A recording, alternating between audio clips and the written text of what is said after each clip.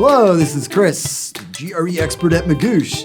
And today on Vocabulary Wednesday, we have words for English learners. Now, what we want to do here is we want to choose words that maybe native speakers have heard enough in context, have a good sense of what they mean, and might not even make some of the GRE word lists, but are still words that can easily pop up on the GRE and are words that you need to know.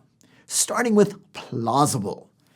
Plausible means believable. It usually describes a story or an account. A plausible story is one that you can easily believe. For instance, last night, I heard tapping on my roof. Tuck, tuck, tuck.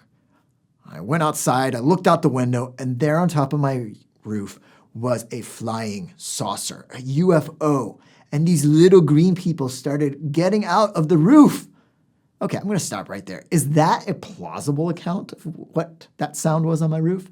No, that is completely unbelievable, implausible.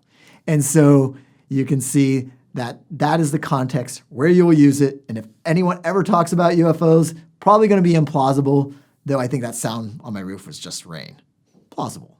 Next up is abstain. Oh, I spilled something down here. No, it's not that. It actually means to hold back from doing something.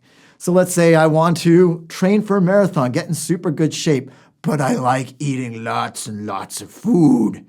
Maybe not the best idea if I want to train. And so I'm going to abstain or hold back from eating lots and lots of food every day, and I'm going to eat just special stuff. In fact, I like to go out and have fun with my friends on the weekend. Might also have to abstain from that because now I have to wake up at 6 in the morning and run 20 miles every weekend. So again, abstain is you're holding back from doing something that, well, you typically do. Next word. Engender. To engender means to give rise to. Now look at the middle of the word, gen, like Genesis, the beginning, to give rise, to make something. So engender, again, is to give rise or bring something into existence. So one thing is the recent controversy. Let's talk about a recent controversy. I don't need to pick a specific one because there are all hundreds of them swirling around the internet. But pick any one of them. So the recent controversy has engendered a lot of anger and animosity or hate from both sides. That's the kind of context you would encounter it in the GRE.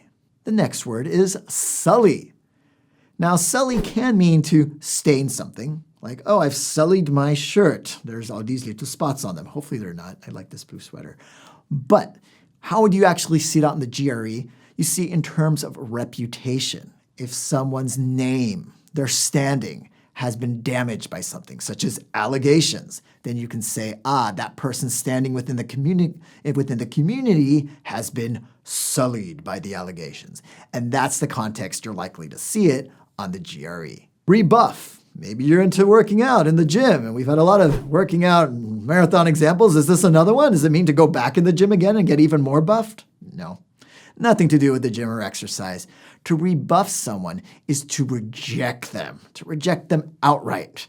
So going back to the exercise example, if I have a marathon in the morning and someone gives me or tries to offer me a cheesecake, I have to rebuff that offer. Now on the GRE, you're going to usually see it in terms of someone not being accepted. So the rogue scientist was rebuffed by the community for his findings that went against the orthodoxy. That's more GRE speak and how you would see rebuff.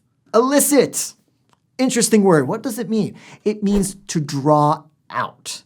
What? Like to draw out? And that's why it's confusing. That's maybe the definition you would see in a dictionary.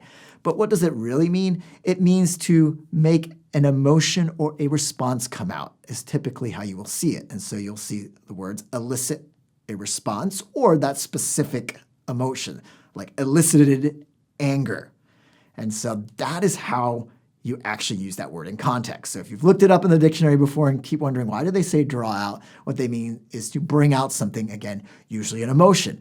Now, you might also be sitting there thinking, I've heard that word, and it doesn't mean that at all. It means illegal, something bad.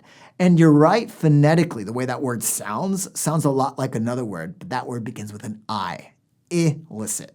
That word means illegal. And notice it has ILL in front of it, just like the word illegal. Good way to remember it, But if you want to elicit the right response, elicit with an E, on the test, make sure you know the difference between the two. And there you have it. Those are 6 words that you might have heard before, or even if you haven't heard before, that can show up on the GRE, but aren't necessarily on GRE word lists. So make sure you remember them all. Whoa! Free stuff alert! If you want to improve your vocabulary and prepare for the GRE, check out our free GRE Vocabulary ebook. Not only is it a great comprehensive tool for learning more words, it's free. Get it at the link in the description below. And if you want more vocab videos, check out the ones on your left.